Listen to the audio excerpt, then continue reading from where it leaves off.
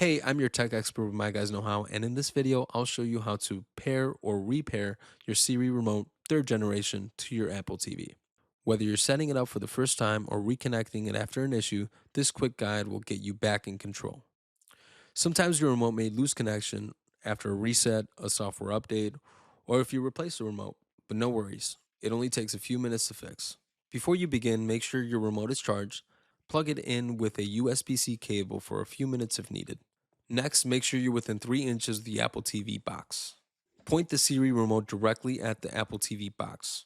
Press and hold both the back button and the volume up button at the same time.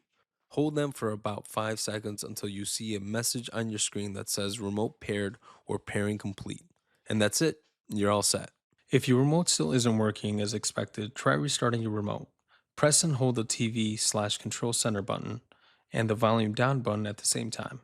Hold the buttons down for about 5 seconds, or until the status light on your Apple TV turns off and on again. Release the buttons, then wait 5 to 10 seconds for a remote disconnected notification to appear on your TV screen. Wait while your remote restarts. When the connected notification appears, you can use your remote. Once you've disconnected, go ahead and use the steps provided earlier to reconnect and you should be good to go. And there you go. Your Siri remote is now paired and ready to use. If you ever run into these issues, just follow these quick steps and get back on track. Thanks for watching. For more smart tech tips and Apple TV how-tos, like or subscribe to My Guys Know How. We're here to make home tech simple. See you in the next video.